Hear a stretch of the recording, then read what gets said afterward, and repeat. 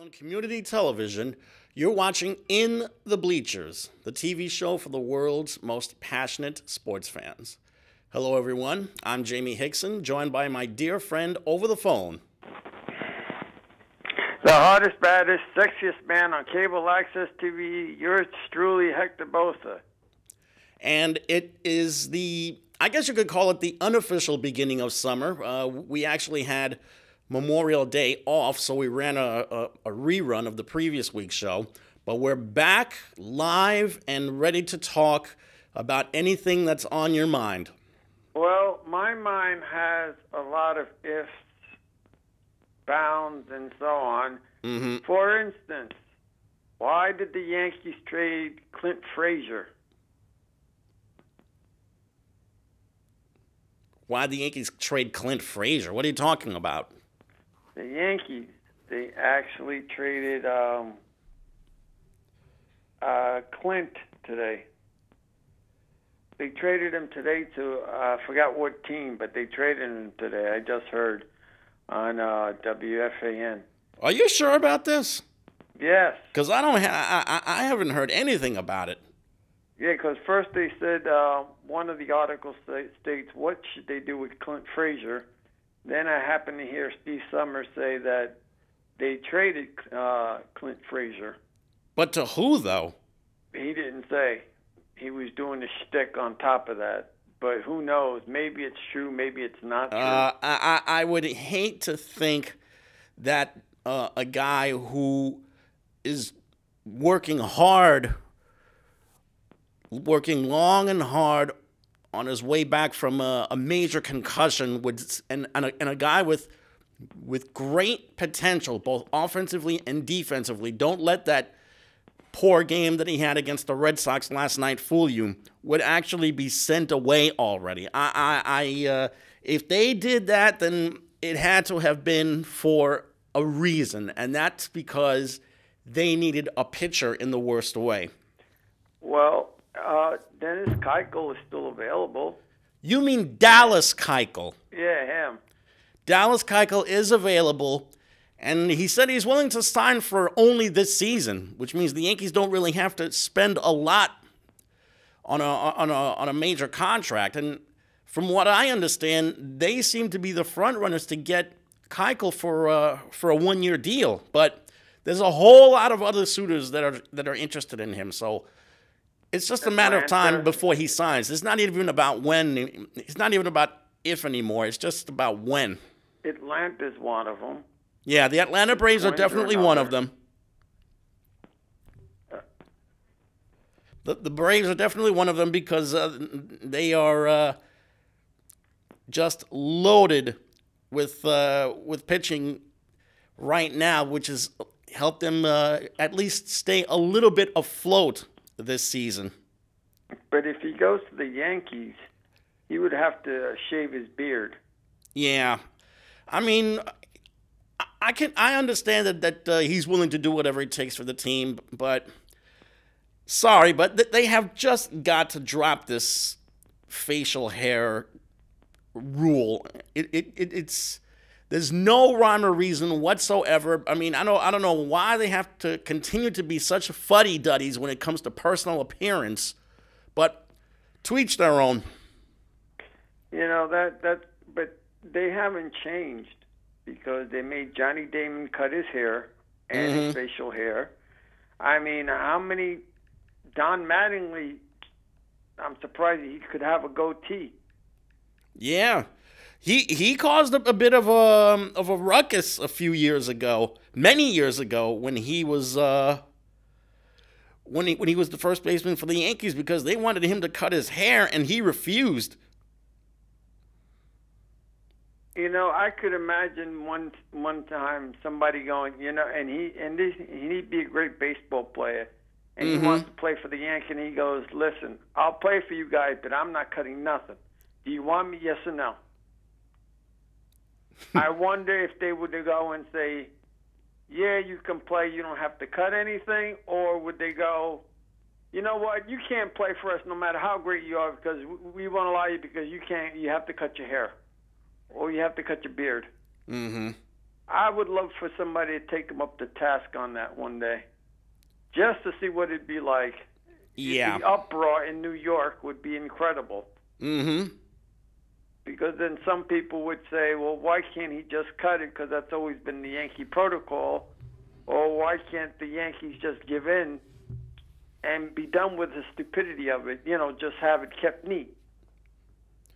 Because the Yankees organization, their front office, from the Steinbrenner family on down, are a bunch of fuddy-duddies, and they just don't know how to, pardon the pun, let their hair down.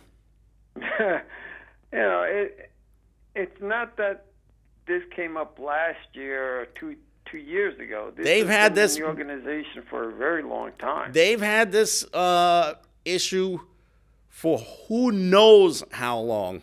Probably even before the Steinbrenner family took over. Well, when CBS owned them, I don't know if when CBS even owned them, before that, because I don't remember seeing the Babe or Lou Gehrig or Mickey Mantle or Joe DiMaggio or Yogi Berra ever sport any mustaches when they were in season. Well, in that era of time, it was good to have short hair, and they were military people too, some of them. Mm-hmm. So, you know, if you had long hair at that time period, you would consider a hippie or a degenerate. So remember the time frame. Yeah. We laugh at it now because it's not in our era. Mm-hmm. But in that era, it would be considered, you would be considered a degenerate or a hippie. Yeah. So, yeah, I could understand that. But this, you know, even the 70s was the hippie era, still going towards the end of the hippie era. Mm-hmm. But still, you know, and when CBS had them, I think it happened. So I really don't know. But I would love to see someone take them up to task one time and go, you know what? I dare you. You really want me so badly. What do you want? I'm like Samson. You cut my hair, that's it. My strength goes away. Mm-hmm. And I think I might have figured out the reason why the Yankees would trade Clint Frazier away. Part of the reason is because of his attitude. Apparently, he's developed a reputation for being a little bit too carefree in the locker room. How's that? What do you mean by that? I think he's been, well, take last night's game, for example. He looked a little careless playing the outfield. I mean, he butchered 2 plays, which wound up leading to Red Sox runs. And the Yankees are thinking that maybe he needs a little bit of an attitude adjustment to try and make him a better player. It would be hard because, you know, once you get a certain age, you should know better. Mm-hmm. But it's tough to change sometimes unless you're willing to drink the Kool-Aid. Yeah. And know what you're getting yourself into. But who knows? Who knows what's going on? All I know is that so far the Yankees are playing the Boston Red Sox very tough. I mean, it's 1-1 so far. Yeah, the Red Sox won their first meeting with the Yankees in, what was it, 5 tries this season. And adding to the Red Sox issues is the fact that a bunch of guys have gotten hurt. One of them is Nathan Eovaldi, who they re-signed after a championship run last year. Not only that, but David Price before last night was rather up and down. Chris Sale has been a colossal disappointment this season. He has 1 victory this year. Plus, there have been a couple of the batters have been slumping on and off for the majority of the season. So now that June is here, let's see if the Red Sox can put together a little bit of a run. And also, if Nathan Eovaldi is going to come back at all this season healthy, how is he going to be on the mound? Well, here's something to think about, too, and that is compare them to last year. Mm-hmm. They were hot. The Yankees were hot, too, at that time frame. Yeah. But they were winning ball games that they shouldn't even won. Mm-hmm. And everybody was hitting. If they weren't hitting, the pitching came out ahead of them. And everybody was fine. Yeah. Everybody was fine. Everybody was on. And they never slowed down. If you notice, they never slowed down. Mm-hmm. Everybody thought, eventually they would have to go on these heavy slumps because most teams do go through a heavy slump. Yeah. Or losing streak. But that didn't happen to them last year. Yeah, exactly this right. Year, it's starting to happen to them. Now, it doesn't mean that they're out of the loop yet because there's still a lot of baseball going on. Oh, of course. I mean, the draft is taking place right now, and everybody's trying to figure out who they want to have in their farm system. That could be a contributor down the road. And that's a tough call. It's not like you're picking in basketball or football. You know more or less if they're ready or not. Yep. That's also why they have about 50 rounds worth of picks in the Major League Baseball draft. Yeah, and right now, the Yankees aren't doing too bad with their picks. So far, so good. The Yankees so far. Mm-hmm. I mean, they got to replenish what they've lost or what's happened to them. Mm-hmm. But what do you think is going to happen to them when everybody gets healthy? And since they've had a good team without the guys, what do you think is going to happen to the guys that have to go back down? Or how do you think they're going to handle the situation? Let me put it this way. It's a really good situation for the Yankees to have because once their major players return from injury, that means they'll either have a really strong bench or, in the case of kids like, let's say, Thairo Estrada, Thairo Estrada might have to be sent back to the minor leagues because the kid needs playing time. And once they bring their major players back from injury, Estrada's going to have to go back to the minor leagues. And there's also the issue of who's going to play where. For example, we now know that Miguel Andujar is out for the rest of the season because of his shoulder surgery. They've had Gio Urshela and DJ LeMahieu start every game on the infield, and they've both been spectacular. DJ LeMahieu's been their best player, their best position player all season. So in the event that a guy, let's say Didi Gregorius comes back, that would mean one of those two guys is going to unfortunately have to get themselves ready to be part-time players coming off the bench because eventually they're going to need Gregorius and his bat and his defense for the second half of the year. And from what I understand, Gregorius is supposed to be coming back for the Cleveland series this coming weekend. And it's not just him either. There's also the matter of Aaron Judge. He's starting to do a rehab assignment in Tampa.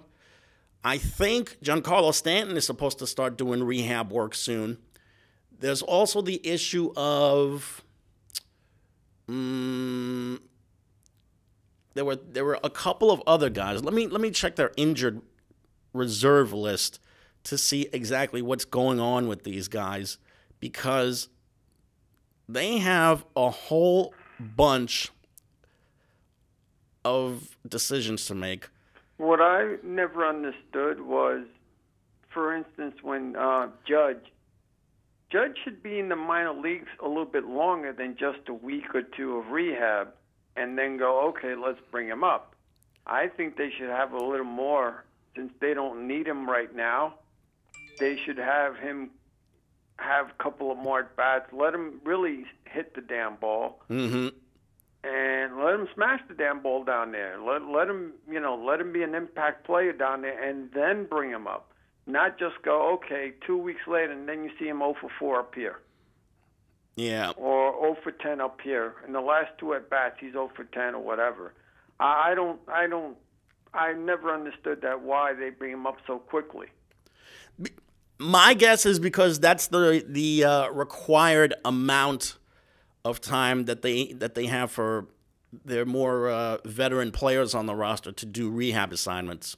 Hell, I don't know about that, but I guess it could be too blasted easy down there. But I've seen them, go 0 for 3 or 0 for 10 down there, and then do nothing up here until 3 weeks go by, and then that's when they start revving up. Mm-hmm. They start knowing the pitches all over again and so on. But it's going to be tough for the kids.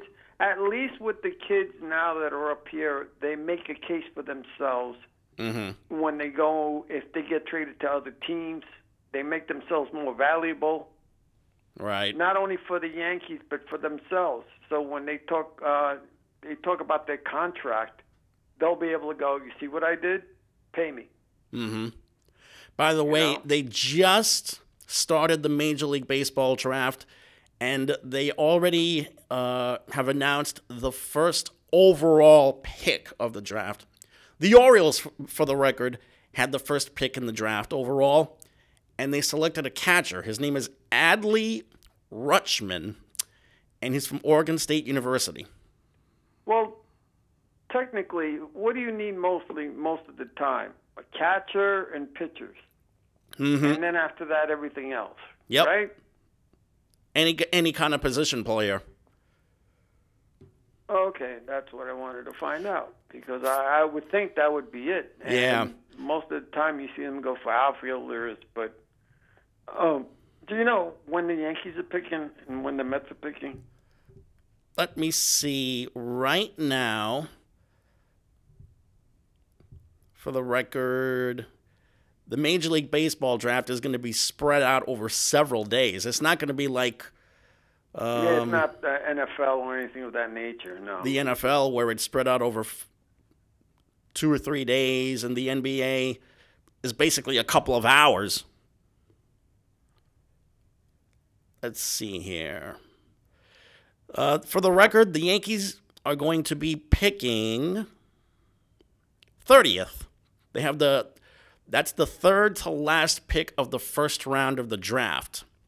That's not bad. You still can get someone good. Mm-hmm. But at any given spot, you can get anyone good. Mm-hmm. For the record, the Mets are pitching. For the record, the Mets are picking 12th.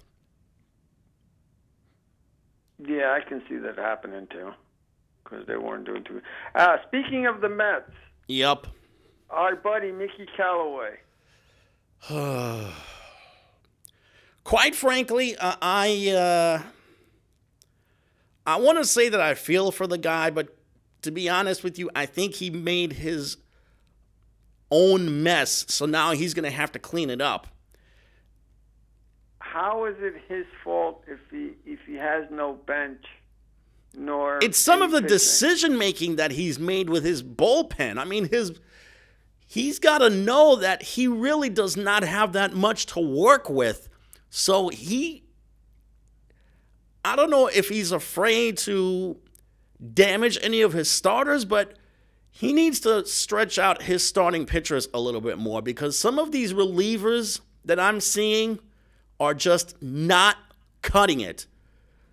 For one, Jeurys Familia has been real culpable in some of the Mets' problems this season. Even Edwin Diaz blew his first save of the year in the Dodgers series.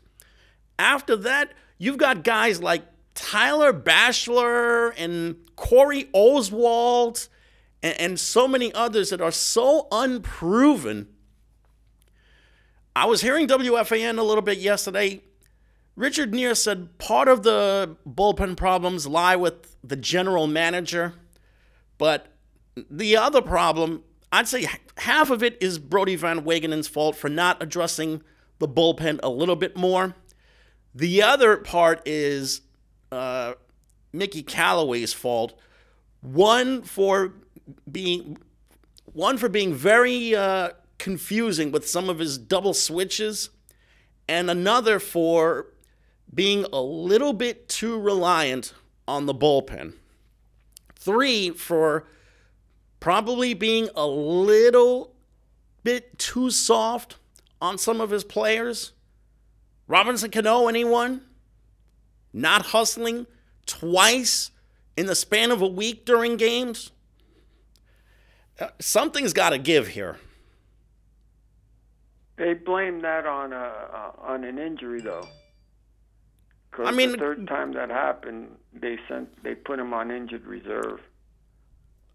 Granted, there have been some injuries on this team this year. This is true. Brandon Nimmo has a very debilitating injury, and we're not really sure how much longer he's going to move on, or how much longer he's going to be out until he returns. But at the same time,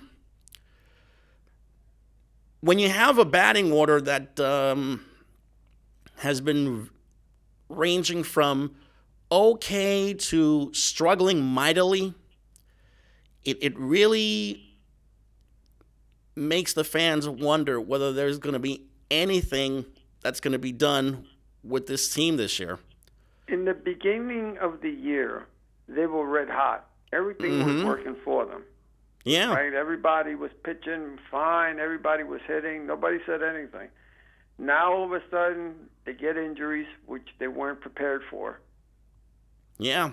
The pitchers are being bitten by the bug themselves, and they weren't, for some reason, they're not prepared for it, or they just didn't have the people, the minor league system, to help them out. Mm-hmm.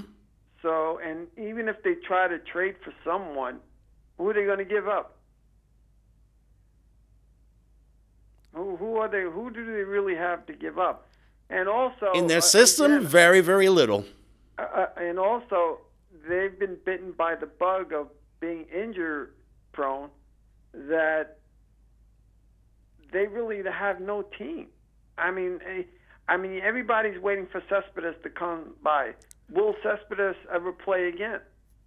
Well, it definitely won't be this year, especially after fracturing both of his ankles in that weird accident that he had in his horse ranch in Florida, where he basically accidentally stepped into a ditch. I mean, that's a lot. That's a lot when you have no minor league system, and you have no bench, and then you're throwing in a manager that doesn't know, or that can't deal with that type of problem. No minor league system, no bench, no bullpen. So and how do you blame the manager for not being able to win games, even though he's supposed to try to get whatever he can?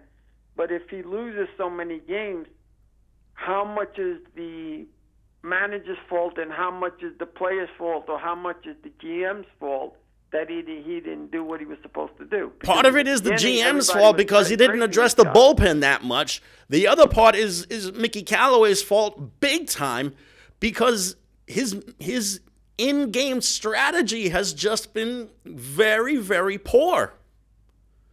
He's made double switches when he's not supposed to. Then he's put in substitutions in the infield or outfield when he should have been making double switches. There's also been the way he's been managing the bullpen, which has been very, very poor.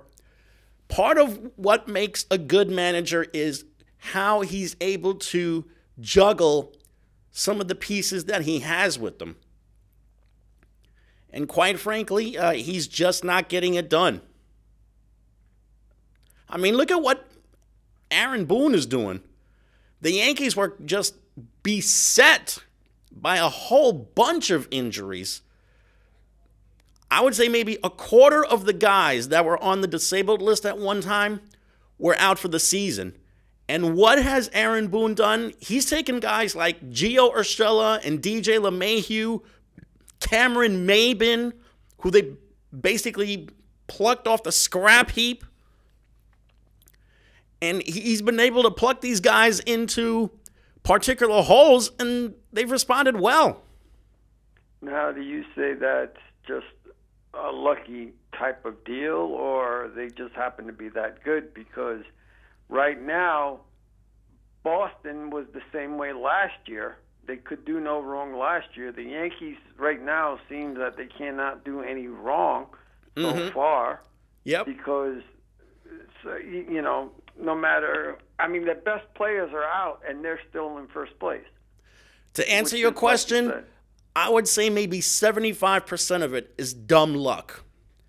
I mean, who really saw Gio Urshela, a guy who grew up in Venezuela and whose baseball career was almost coming to a dead end when the Yankees plucked him from the scrap heap? He's been a 300 hitter and an outstanding defensive third baseman. And what about Cameron Maybin? Cameron Maybin has bounced around from the Marlins to the Braves to the Padres to the Astros to the Angels. He basically was bouncing around with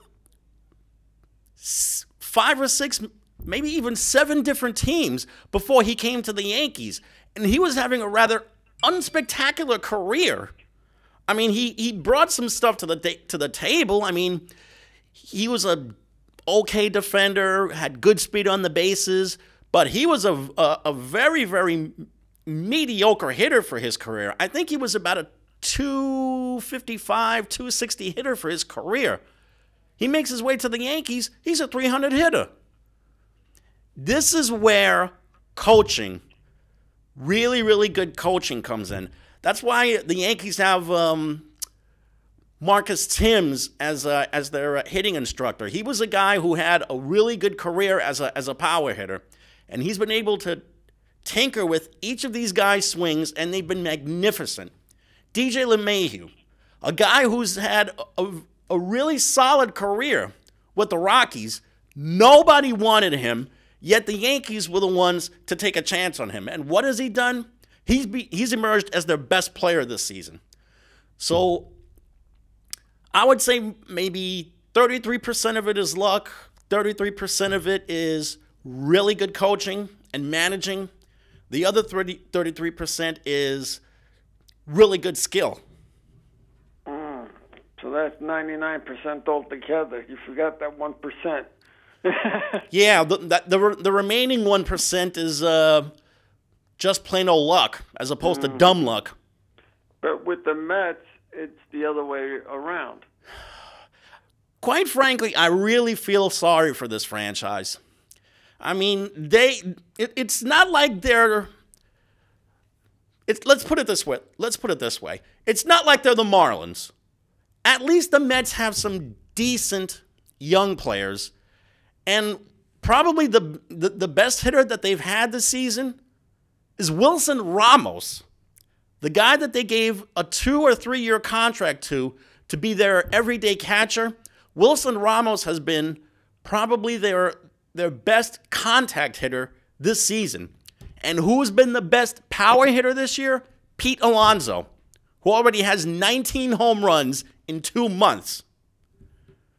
And Cano's been up there too. Robinson Cano, unfortunately, has been on the disabled list for a while, but he has been a very, very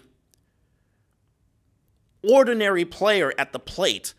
And this leads me to believe, is time running out on him? I mean, he's 36 years of age, and he's got a chunk of money left on his contract and 4.5 years to work with.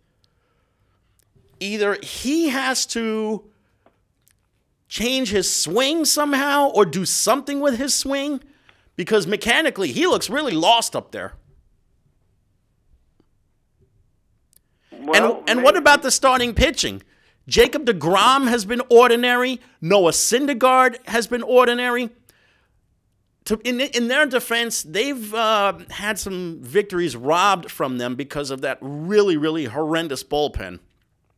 But after that, Steven Matz has been just okay. Zach Wheeler has been up and down at the most. Jason Vargas actually has pitched reasonably well. He should have some more victories, but he also has been victimized by his own bullpen. But these are guys that, like, for instance, Jacob Thor, you signed him for a couple of years already, so you're not going to touch him. Mm-hmm. You want DeGrom to be back. I mean, now that he's losing, do you still want him back? Or do you go, you know what, that's it, buddy, go to another team? Well, I still think that Thor and DeGrom have such great stuff that you really cannot do anything but continue with these guys. I just wish that Mickey Callaway would stretch them a little bit longer during a game. Instead of having them go just 6 or 7 innings, why not let them go the distance, all 9 innings? Well, that's the norm nowadays. 6 to 7 innings is the norm. It's not like we're back in the 70s or 50s where they used to go to 9 innings or at least to 8. Now this is the norm, which is 6 innings. Mm-hmm. If you go 7 or 8, that's it. You're a superstar. Yeah. By the way, they just made the next 2 picks in the baseball draft. The Royals picked second, and do you remember a pitcher from back in the day named Bobby Witt? Yes. Bobby Witt Jr. just got drafted, and for the record, whereas Bobby Witt Sr. was a very successful pitcher, his son, Bobby Jr., is a shortstop. Wow. And the 3rd overall pick of the draft was owned by the Chicago White Sox. And for the record, they wound up picking a kid named... Well, his last name is Vaughn. I'm going to see if I can try and find a little bit more info on the kid. So does Callaway get fired this year, or do you wait next year? Don't be surprised if you see him get fired sometime this year, either during the season or at the end of the year. And for the record, Andrew Vaughn is the kid that the White Sox drafted. He's a first baseman from California, University of California. And to answer your other question, do not be surprised if Mickey Callaway gets his walking papers sometime this year. But the GM swore up and down that they were not going to fire him. Let's see him keep his word. Because right now, the Mets are 3 games under 500. Part of their problem is they have no bullpen, a batting order that is extremely mediocre, and the other part is they can't win road games. So how is that the manager's fault? Because part of what makes a good manager is having to juggle his pieces. Not just motivate, it's juggling his pieces and putting them in the right spots. And quite frankly, he just has not done that yet.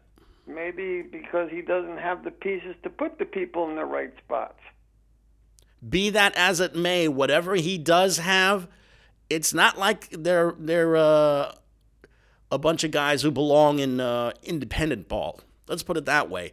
Some of these guys are good players. They're just not playing well at all. And the Mets right now are coming off a road trip where they lost 5 out of 7. And this homestand that they have coming up is going to be really important because the Giants are going to be here. Madison Bumgarner is going to be pitching for the Giants tomorrow against Thor. And then this coming weekend, a potential playoff contender in the Rockies. Well, let's see what happens. Yeah, let's see what happens. And Madison Bumgarner, who by all means has had one of the worst seasons of his career. He's pitched extremely poorly this year.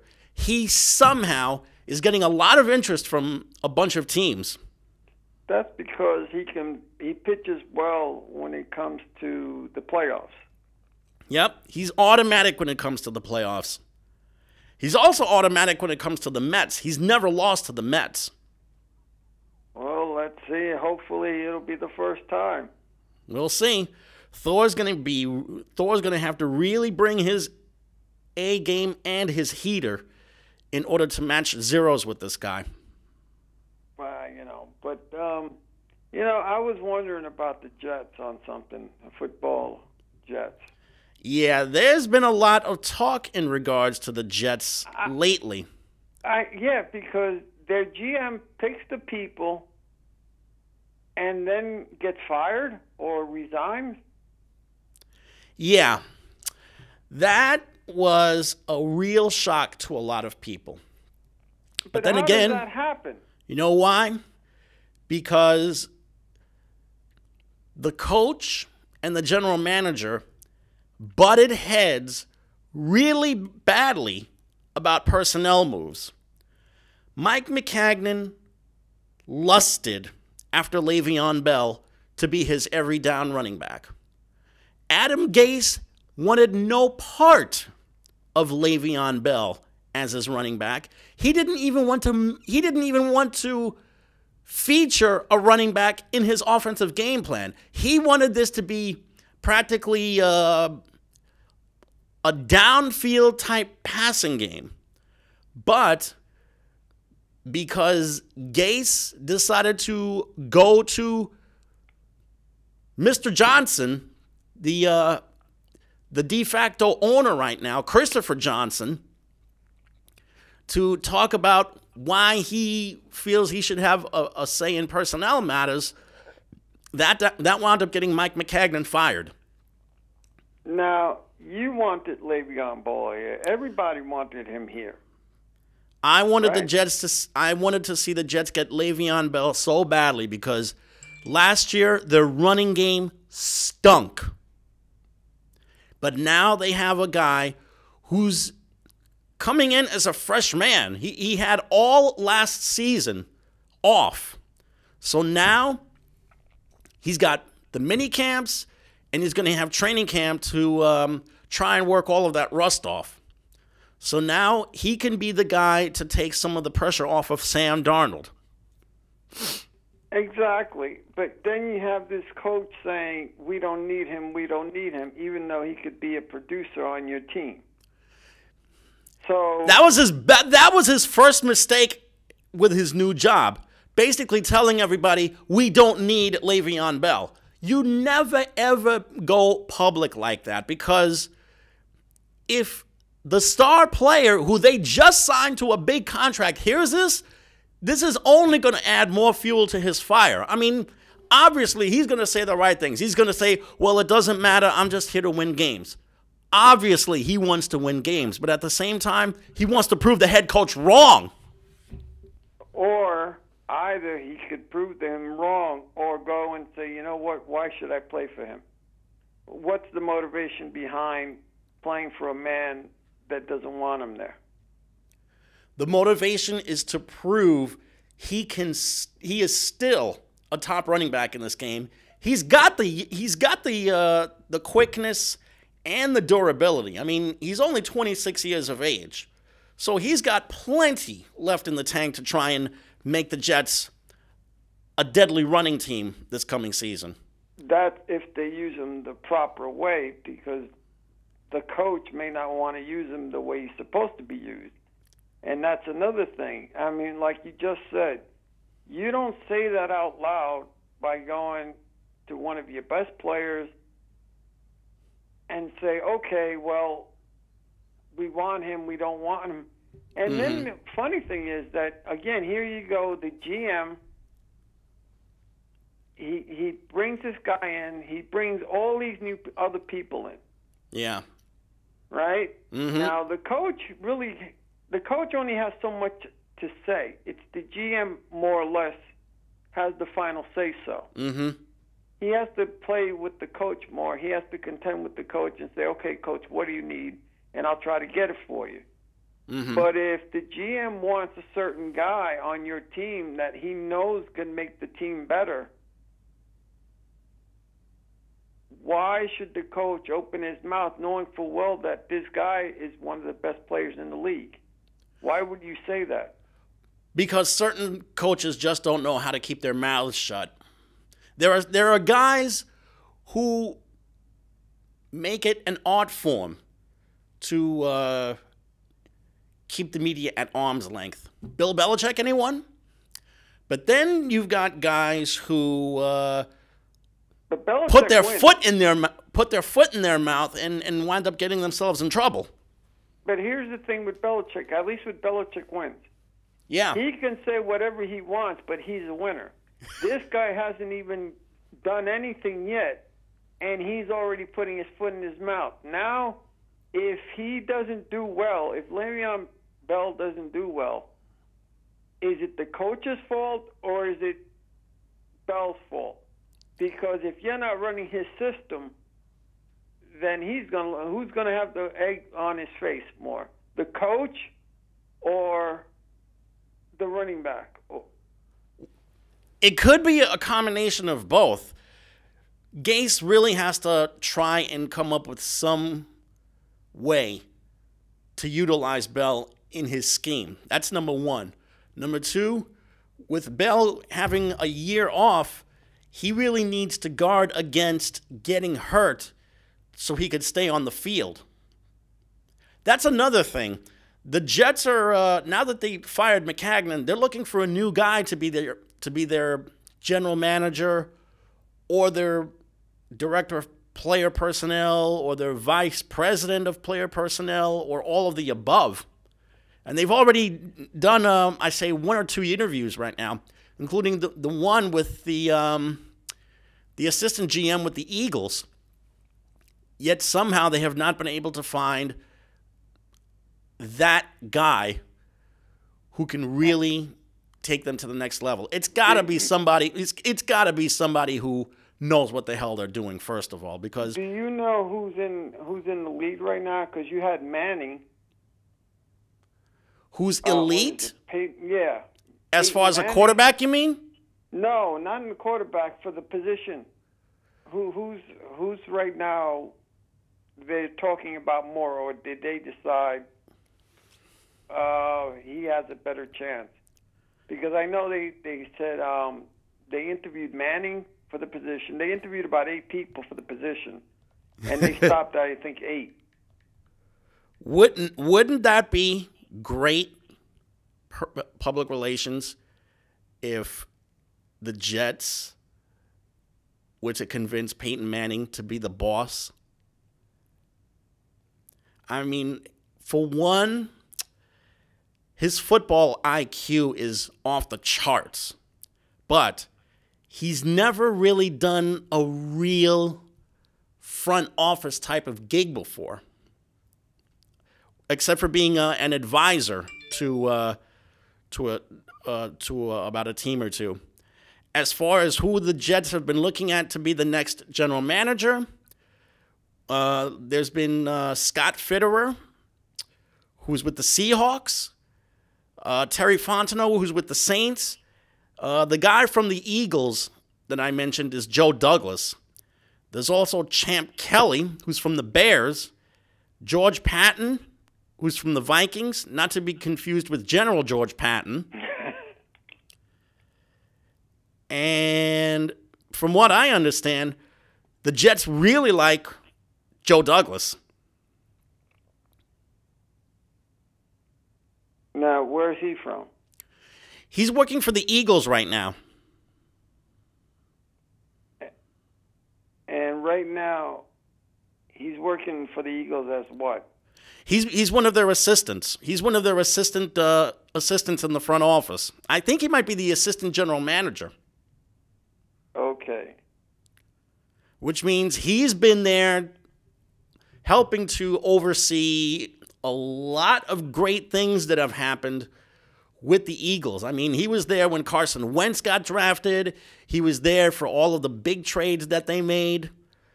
So naturally, a guy like him with his pedigree let's see what he can do going from the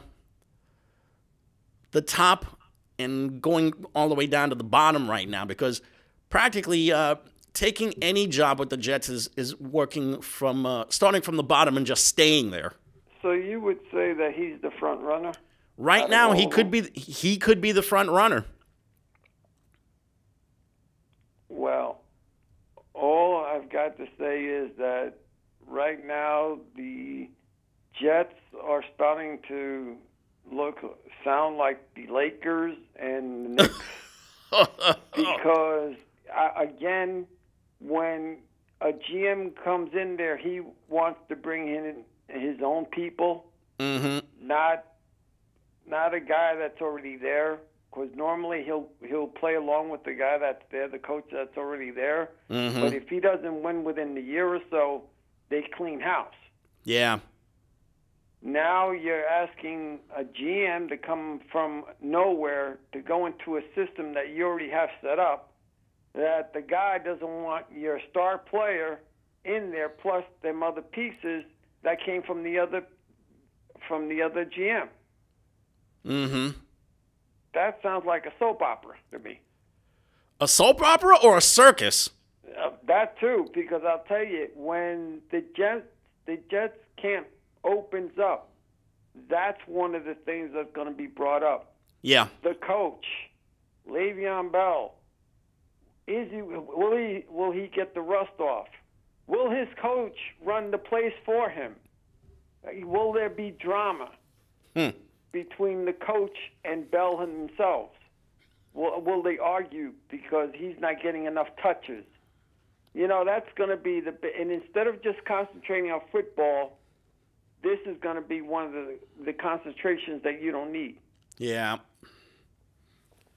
Now, when it comes to the Giants, they seem to be pretty upbeat.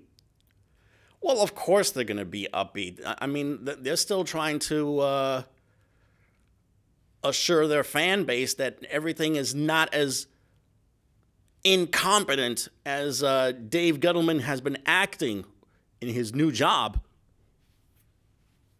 So which team has it worst off, the Giants or the Jets? By far, the Giants have it so much worse off. I mean, trading away Odell Beckham Jr. for one, and then picking Daniel Jones, a guy who they could have had in maybe the second or third round. They made him their number 6 overall pick when they could have either made a deal for Josh Rosen or picked Dwayne Haskins to be their quarterback at number 6, or get a defensive guy at number 6, like Josh Allen. Well, the rest of the picks weren't bad. Well, they weren't terrible, but to be quite honest with you, the only kid that I see, maybe one or two kids that might be able to make a contribution for the Giants, their third to last pick of the first round, and also the kid that they picked from Old Dominion. They might be able to do something to make a contribution next season. Other than that, who's going to be their number 1 wide receiver? I mean, are they really counting on Golden Tate to be the guy? I mean, Golden Tate's had a nice career, but he's not number 1 receiver material. Can he really work well with Sterling Shepard? And also, what is going to happen with Eli Manning? He's in his walk year of his contract. Everybody wants him out. I think it's kind of unfair to him and to his resume to be like shooed away by the fans and the media the way they're doing to this guy right now. But at the same time, it's painfully obvious that his skills have declined, and it's gotten to the point where maybe if he continues to falter even further, maybe do the same thing with him the way they did with Kurt Warner when he was the starter 15 years ago. Bench him and put in Eli Manning. And in this case, bench Eli and put in Daniel Jones. If you're not going to sign him next year, trade him. If they're not going to sign him next year? If you're definitely not going to sign him next year, you trade him this year. What do they get back for a guy who's 38 years old and making $22 million? You may be able to get something because remember he has won Super Bowls for you. Mm-hmm. Secondly, if you put an offensive line there for him that he won't get killed, plus he's got good ball players that he can throw to, he's still got enough skills that he can give you that much. Mm-hmm. Now, don't sell him out short. I mean, we haven't seen him what he's going to do this year. But going by his past, again, did he make more mistakes last year because of his front line, or did he make it because he's getting older? Or there were mistakes that were made because of his front line. His front line was a joke last year. Exactly. This is going beyond Mickey Callaway. Does he have the players to put in that makes him look great? Or if he doesn't have the players to put in and they keep on losing, whose fault is it? Is it the manager's fault, or is it the player's fault, or is it the GM's fault? Same with this. This is a guy that's given you so many years. If you're not going to sign him, then you get rid of him. Let the other guy start this year, take your lumps, let him play 1 year and let him get his lumps in and so forth, and then you decide if he's going to be your quarterback of the future or not. Because if you sign it, you must have signed him for a reason, because they swear the GM signed him because he thought he's the number one quarterback for his time. Actually, the GM signed him because of one good game that he had at the Senior Bowl. That's why Dave Gettleman drafted Daniel Jones, because of the Senior Bowl. Well, he did see something in him that said, you know what, this is my man for the rest of, this is going to be the new Eli Manning. Which means he may not have seen him play for 3 years at Duke University. Where he could have.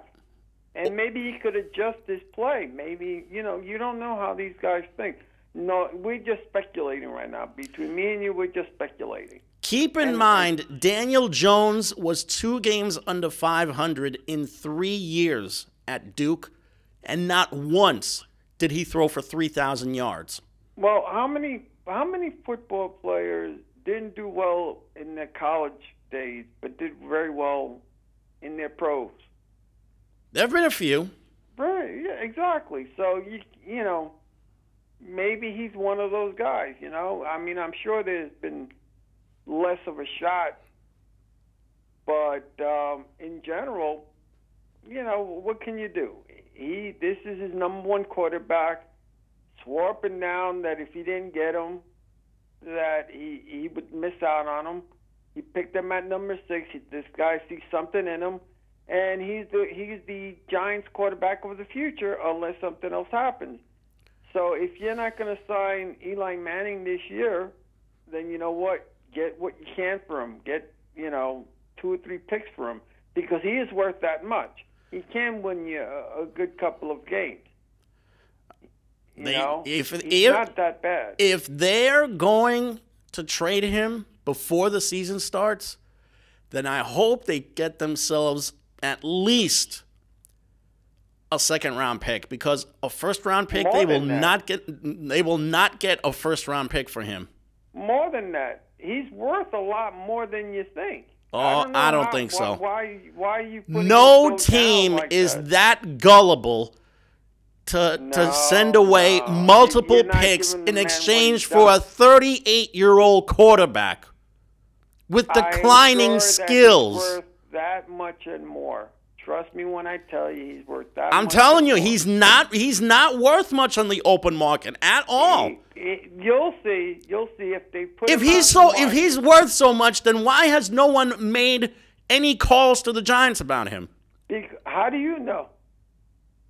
They were making calls. Are you that There were maybe one or two calls that were made about him last year. Other than that, it was nothing but talks. This spring and summer, there has been zero contact to the Giants about Eli or any of the other players that they have, for that matter. Just because you don't see it in the newspaper doesn't mean it doesn't happen. You don't know what happened. You're not fair. It's not about being fair. It's about seeing what I see. I just don't see much anymore. And how do you exactly? But when you see it, when you're seeing it from all the television set, articles and so on. That's how you're seeing it by. I'm seeing it from the television set. Exactly. You're seeing it from the television set. You're not that fly in the wall that's actually in there. By listening, you don't know what they're talking about. We're just speculating. That's what I'm trying to tell you. It's just a speculation. But I wanted to ask you something, and that is this. What's that guy's name? The former Knicks coach. Oh, was he a Knicks coach? Doc Rivers. He was never head coach of the Knicks. He was a Knicks point guard, but he was never the head coach.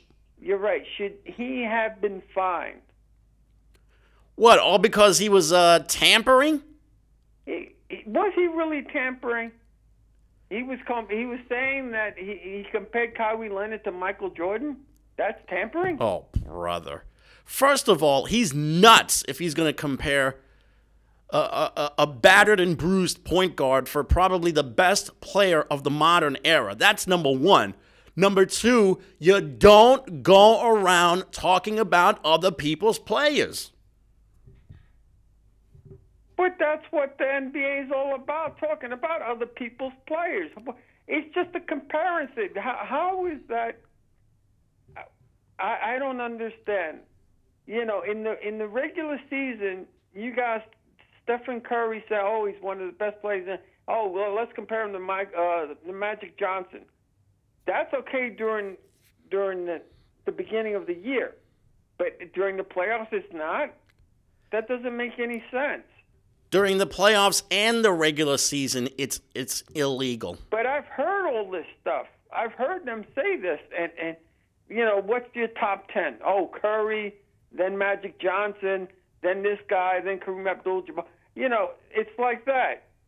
Wouldn't that be the same? It's exactly the same because he dropped a name. Exactly, and they don't get fined. And they should have.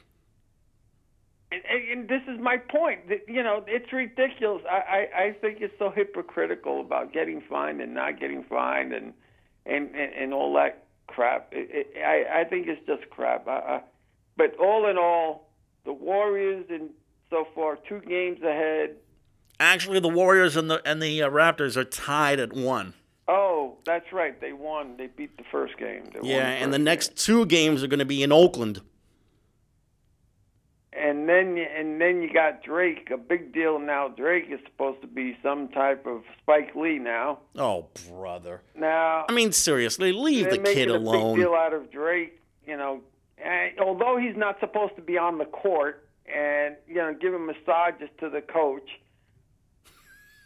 That's true. He should not be there because even, none of those guys should be there. I mean, if that's the rule, that's the rule. Go abide by the rules. But all in all, I think it's just funny as all hell. Who do you have to win? I still like the Warriors in this one. In 6. In 6? Mm-hmm. All right. Well, take care, everyone. I will see you soon. Jamie, take care now.